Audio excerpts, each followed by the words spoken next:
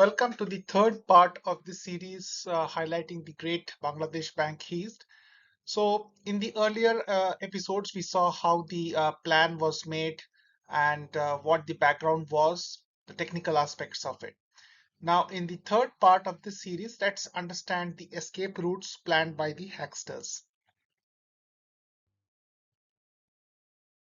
So we know that the hacksters wanted to hack into the SWIFT terminals of Bangladesh Bank and transfer the funds to certain banks in Sri Lanka and the Philippines. So let's understand how they were planned in these two countries.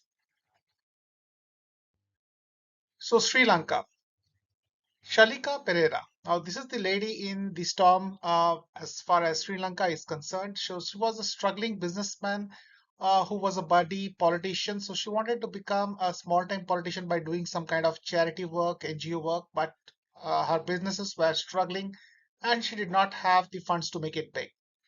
So one fine day, almost a year before the heist actually started, through a friend of hers, she came into contact with a shady Japanese guy or a Japanese sounding guy called Sasuke Tadasi. So he told her that he could arrange almost like 20 million USD in funds through JICA.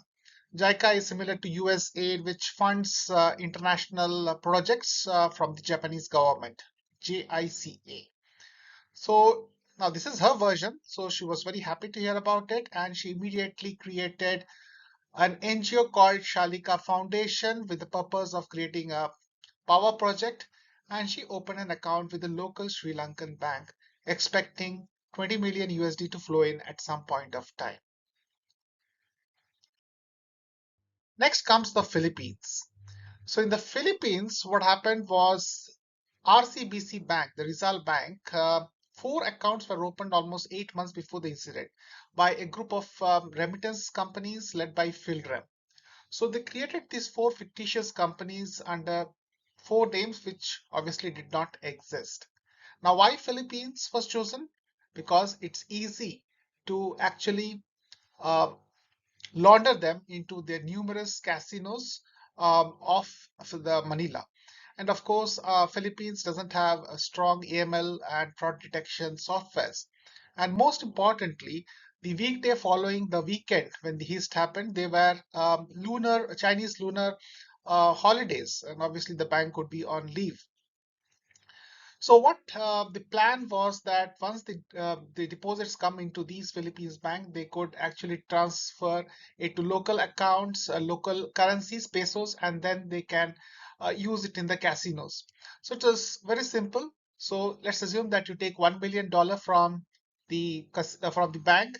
You just pretend that you played some games, lost some, and then the remaining amount you just deposit into other financial institutions. So these institutions, they will think that these are the proceeds from winning the gambling games, and while the other bank would think that the money which they withdrew was all lost. So once these amounts are deposited in these three banks, let's assume, in turn they would get moved to other international bank accounts. So it was the plan of the hacksters to launder the money through the casinos into other banks.